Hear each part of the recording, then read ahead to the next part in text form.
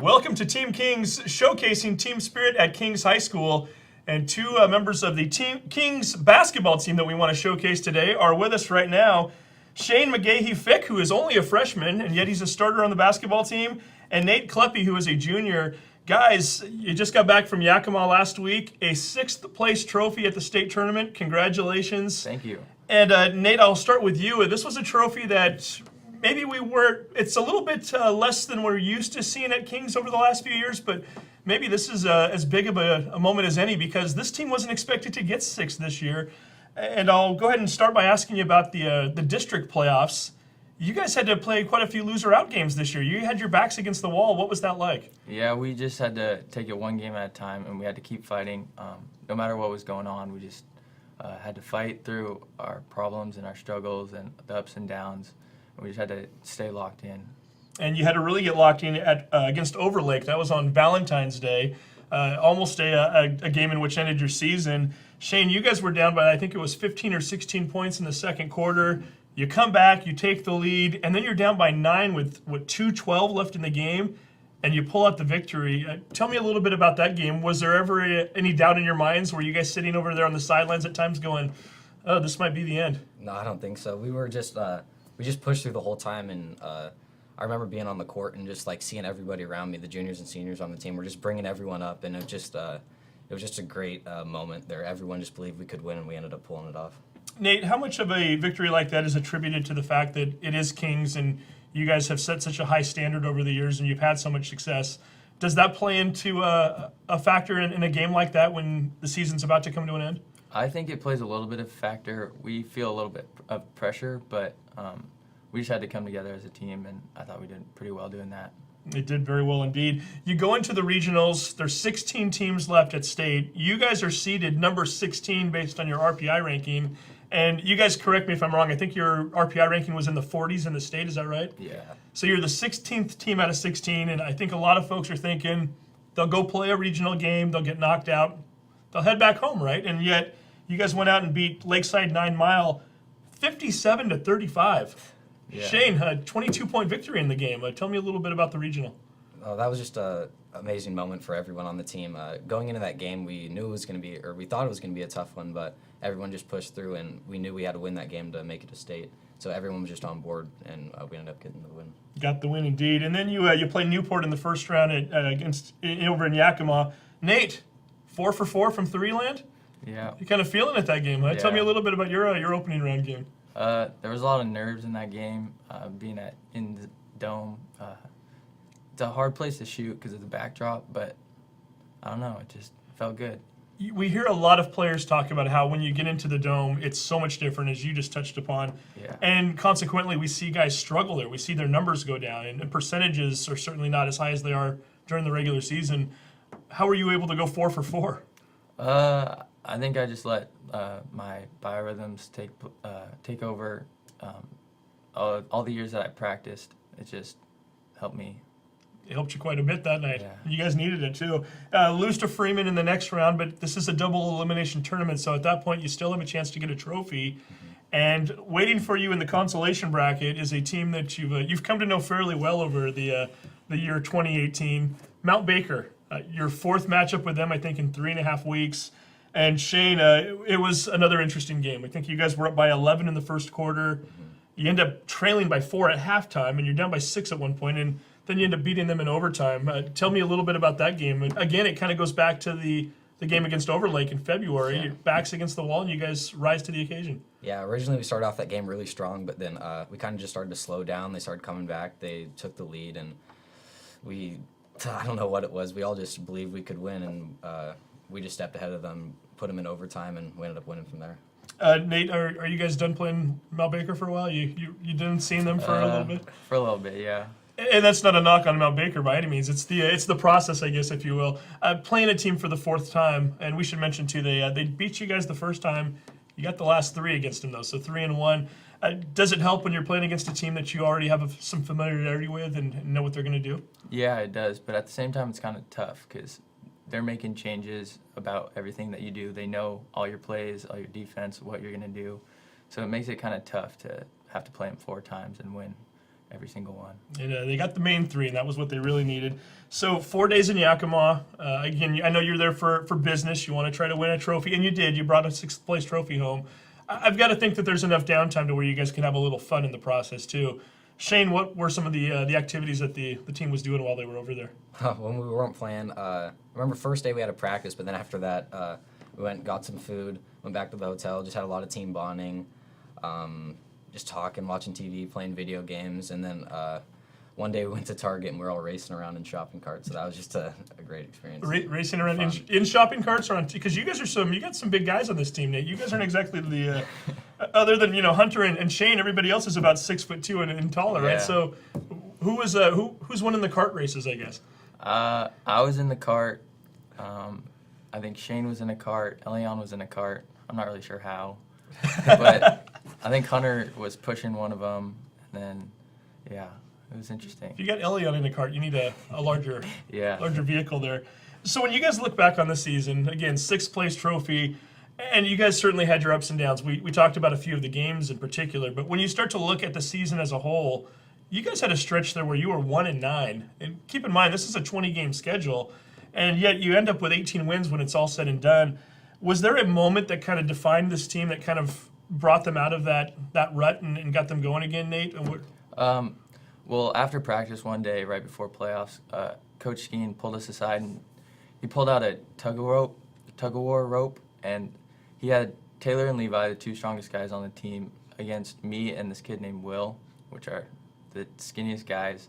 And he said, "Who do you think is going to win the match?" And so everyone was like, Taylor and Levi, obviously.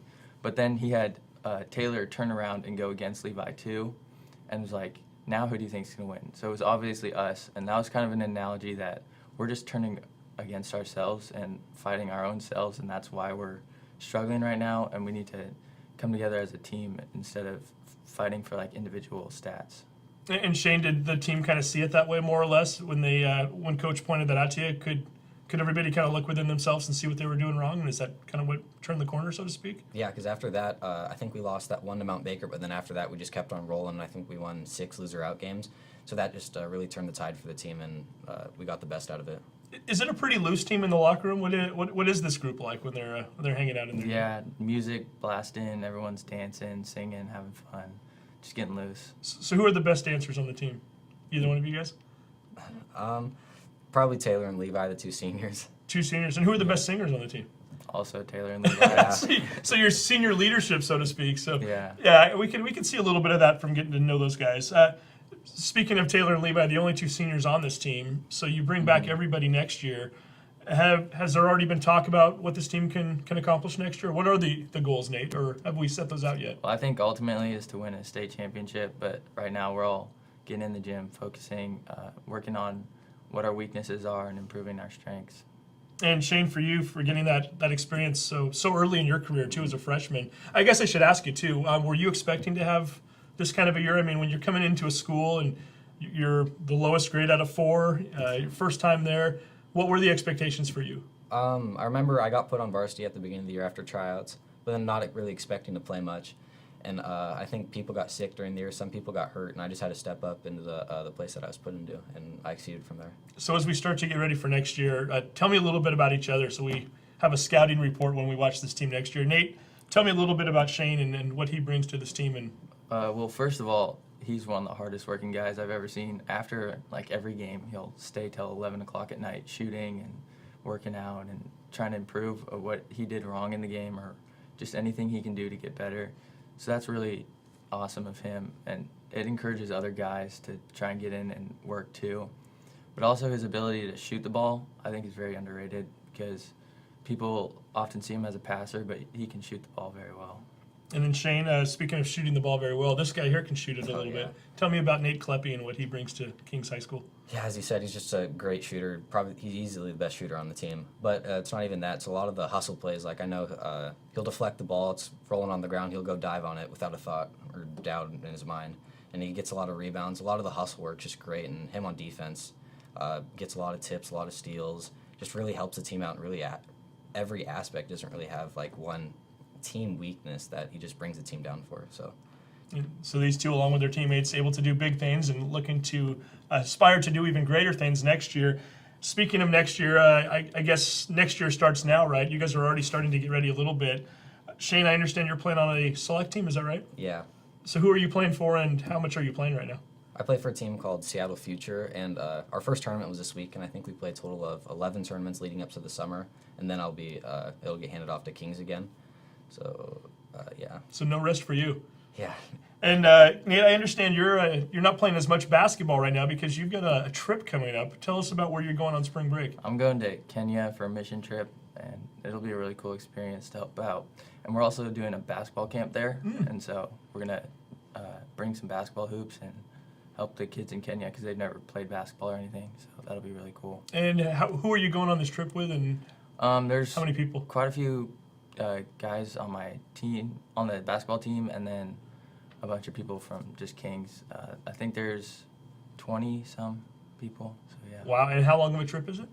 It's a week and a half, I think. Good for you. So really, you're taking a break from basketball, but you're not. It sounds like you're going to be playing a little basketball over there and showing them how it's done as well, showing them the King's way, so to speak. Well, again, congratulations to both of you on a fantastic season. I know sixth place maybe isn't quite what you wanted, but hey, with a young team like this, a lot of great experiences and certainly something to build on for next year. Shane, Nate, thank you very much and best of luck. Thank you. Thank you. We make the transition from winter sports and the basketball season over to the baseball diamond. It is springtime, and at least it's spring sports time. And with us right now from the Kings baseball team, sophomore Tyler Durbin and the head coach Jake Beattiger. Tyler, I guess we should just start off by asking quickly. We just had Nate and Shane in studio and talked to them about basketball. You were on that team. Yeah. Good trip to Yakima? Yeah, it was a fun trip. Fun trip, and we also heard about the shopping carts in Target. So were you the one pushing Elliot around, or? I was pushing Davis around a little bit. Dave and I were rolling around in the shopping cart, but it was all fun games. Fun and games, and now they move on to baseball. And I guess that's a good place to start too. Making a transition from basketball to baseball, not much time off for you, right? Yeah, got one Sunday and then right back at the grind again. Right back in it. And Jake, for you, kind of nice that you didn't have too many of those basketball guys. Always nice to see the other teams doing well at the school, but I guess you guys were already practicing. You couldn't wait for Tyler, is that correct? That's correct. I gave him a day off, and then he came out on Monday, and we got rolling again. And rolling indeed you are. This is the fourth year of Kings baseball, so we're still trying to make that transition into to kind of get into that upper echelon, which is where you want to be eventually. When you're starting a sports program at a school that's already established, but the team isn't, that's a lot of work that goes into that. Tell us a little bit about what the last few years have been like for you in terms of bringing a team together and getting enough athletes out there just to play the sport. Sure. You don't really know what you're starting with. The kids that are already at the school, the kids that may be coming into the school, which athletes, are baseball players or, haven't done it in a while and want to come back out for the first time. So trying to figure out a roster, trying to figure out coaches, uniforms, starting a program from scratch is not an easy task. So the first year that you had the baseball team, you had a lot of baseball players at Kings, but they were all playing for their local public high schools. Essentially, if you don't have a sport to offer, they can play for the school that's closest to them. So how did that come about? Did you have to go out to each one of those kids and reach out to them individually and let them know that, hey, you're now a Knight, you're going to play for us? Or So we tried to promote the baseball team early. We had a couple workouts where, hey, baseball players come out and work out. We had some players that decided not to play, like Corey Kispert and a few guys, and then you got kids that went to Everett, Shorecrest, Edmonds Woodway, and you're bringing all these kids in who are good ball players but haven't played for their school before. So it was an interesting transition of trying to figure out who those kids are. Tyler, for you, you've been through the Kings program, since preschool? Yeah. Is that right? Yeah. So as you're coming up as an elementary school student and you're a baseball player, at that point, do you have your mindset that, hey, by the time I get to high school, I'll probably have to play for somebody else? Or when you're 5th and 6th grade, are you even thinking about it very much? I definitely was thinking about it because I played with a lot of kids from Edmonds Woodway ever since I was probably 9. So growing up playing 9 through 12 with them every year for 300 days of the year, I was thinking, I'm going to be playing with these kids in high school. When I got this opportunity, I was like, I'm going to go play for Kings, and I get to go play with the kids I go to school with as well. We should, I'll transition that into another topic. I was going to save it for later, but since you just brought that up, you had a pretty interesting experience with some of those kids a few years back. A lot of folks around here remember the Pacific Little League team that went to Williamsport, Pennsylvania, and played in the Little League World Series. Mm-hmm. You were on that team. Yeah. What was that experience like? It was something like I can't really describe. I mean, it's kind of almost nerve-wracking even thinking about it. Having 3 million people watch you, but when you're playing, and you forget all about it. But like just thinking about it, like I don't know how I could at that point play, knowing that many people were watching me. I think somebody my age or Jake's age would go to Williamsport, and knowing the magnitude of it and what that event is, I think even for us old guys, we'd be overwhelmed by it, and knowing just how important that Little League World Series is. When you're 12 years old or 11 years old, are you too young to even know better? Or when you walked into that stadium for the first time, did you know, hey, this is big? I think a little bit of both. Now looking back at it, I realized how much bigger than I thought it was at that point in time. But because when I was 12, all I would see is the people there, which is a decent couple thousand. But you don't see all the people watching on TV. But now looking back, you realize how many people were actually watching you. Jake, you ever played in front of 3 million people? So now you move into high school, and we're back to talking about Kings baseball. Jamboree this past weekend. Yeah. How did that go, Jake? Maybe I'll get your Sure. your starting point here. Tell me what you thought of the team and how they looked. It was good to get the guys out there. Beautiful weather, great field. It was nice to not have to scrimmage against ourselves and go out there and play some other teams. We played Cedar Park, and then Cedar Crest in kind of a round robin little 3-inning deal. Tyler threw a little bit, and some of our other guys, finally just get out, play some real baseball. So it was great. So Tyler, we just talked about how you were playing basketball just last week. When you step onto the mound and you're pitching for the first time, and again, the pitch counts are in place. You only pitched, I believe, 1 inning, correct? Yeah. When you go out there for the first time in the season, what are you looking to get accomplished? Is it more about trying to pitch the way you want to pitch, or is it more just to kind of make sure that you're staying healthy and you're not overdoing it too much? I think it's kind of trying to jump right in, get where I want to. I was trying to hit my spots, but I came out a little bit rusty. Walked the first 2, then gave up a hit, but I didn't give up any runs at the end, so ended up saving myself. But it was a little eye-opener, shake off the rust a little bit. And that's what jamborees are all about, right, Coach? Yeah, no, that's what they're for. So it was good. So we look at last season, a rough one at that. Again, this is a new program. Should point out a couple things here as we talk about it. You won 1 game in the entire year. And hey, let's go ahead and put a positive spin on it. Your 1 game, your starting pitcher pitched pretty well, didn't he? This guy here? Yeah, he had a 3-1 victory over Cedar Crest last year, complete game, threw a gem. So when you look back on that team, the negative is that you only won 1 game. The positive, all freshmen and sophomore players, not a single junior and senior on the entire team. Did you see progression throughout the year? And do you like the prospect of bringing these guys along and having them for a few years? Yeah, I mean, the first 2 weeks, you're kind of managing what you have. And then as you can go through the season, you can put in your philosophies and work on skills and things. And the growth from day one, our keys are 1% better. If you can get 1% better every day, at the end of the season, you're going to be 50, 60% better than what you were. And I think we accomplished that last year, even with how young we are. And the way the grades broke down, we didn't have any upperclassmen. Hey, fine. The guys we had, though, they came, they showed up, they worked hard every day, and it's paying off this year now. Tyler, what's it like for you as a player? Because, again, we just talked about your Little League experience where you're one of the top teams in the entire nation, and now you walk into high school and you're playing for a team that's in rebuild mode and a team that's trying to achieve some of the things that you did over in Williamsport, Pennsylvania. As players, how do you guys keep yourselves positive and how do you keep yourselves motivated? Well, I think it shows you that not everything's handed to you. You got to work hard for it, and especially having that great of a team that I had. It's humbling to almost that extent to have to work hard to get where you're at, and I think we're doing that right now. We're all working really hard to try to be the best we can be.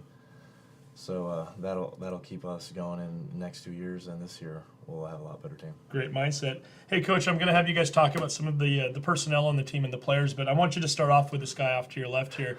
A guy who we should also mention, too, while he was at Williamsport, was not to put any more pressure on you here, but you were named one of the top 10 players to watch over at that tournament. This is the best of the 12 and 13-year-olds, and you were named one of the top 10 U.S. players, I guess. So sounds like you got a pretty darn good ball player here. Tell me a little bit about Tyler Durbin and what he brings to this team. First and foremost, when I talked to Rick Skeen, our athletic director, last year, he goes, "You're gonna like this kid." And I'm like, "What do you mean?" He goes, "He's a natural leader. I mean, and he brings that presence to us, which is huge. And that's kind of an off the field thing that he brings. It's just his personality. Big time leadership, shows a lot for our younger guys, even though he is a younger guy. And then as far as on the field, he's kind of a middle of the order hitter for us. Either our top guy on the mound, can play different positions. Definitely a good guy to have in your lineup every day. Tell me about Coach real quick. What's it like playing for Coach? Well, see, I love his coaching style because he's serious when he needs to be serious, but then he's also full of jokes and likes to make all of us laugh when he needs to.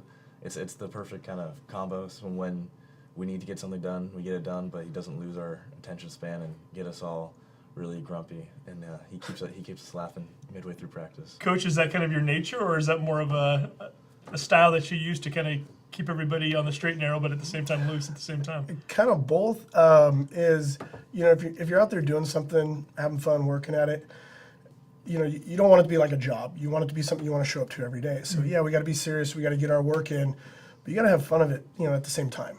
And if you can't do that, then what are we doing out here? If you can't make it fun, but still be serious at the same time, I mean, that's kind of a balance that I got to kind of walk the tightrope on. If we're having a bad day, then maybe the jokes don't come out as much. Sure. But if we're having a good day, working hard, then hey, we're gonna have a good day. Do you have coaches that have the same philosophy as you? And if so, who are some of these guys that are out helping you out? Sure.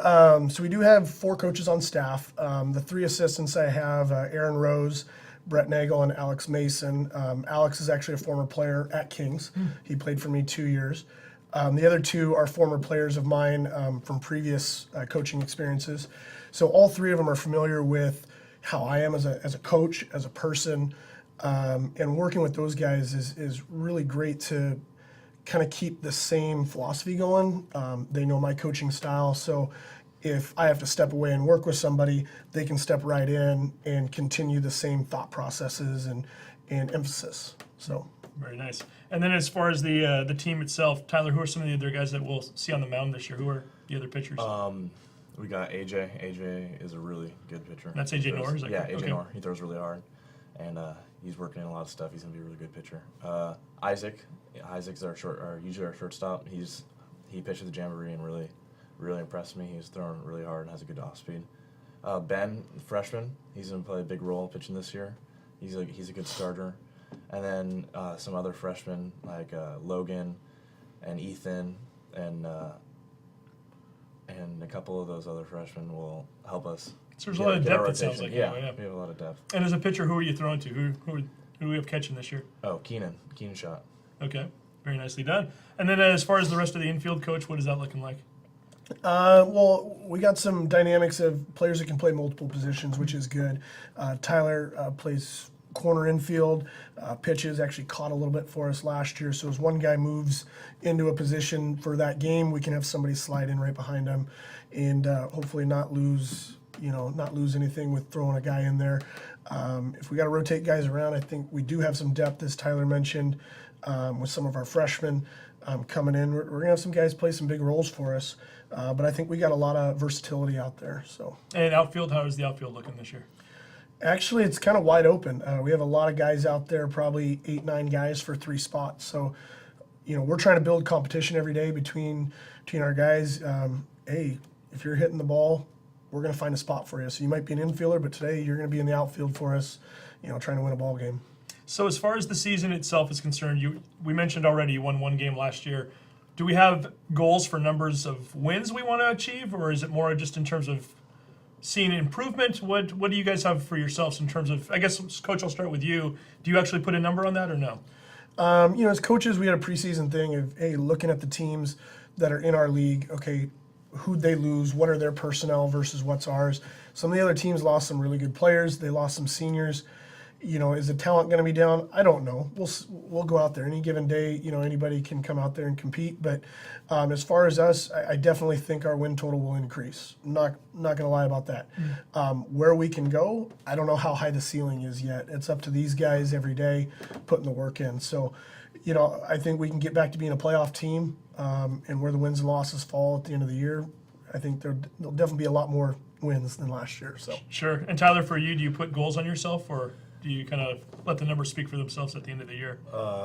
I would like I like to win every single game. That's just my mindset. But I know that's really unlikely to happen. It just doesn't happen very often. But most games that we can win is what we'll try to do. Any game that's close, we're going to try to win that game. Any game that's big deficit, we're going to try to win that game too.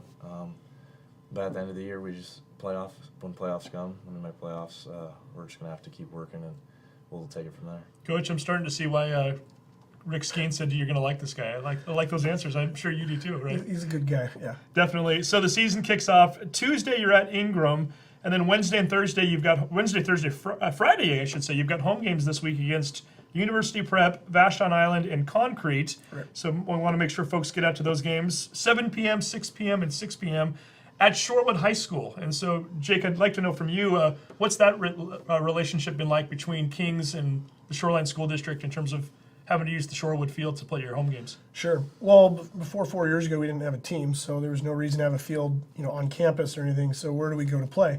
Well, we reached out to Shoreline School District. It's a mile from door to door, so it's real close.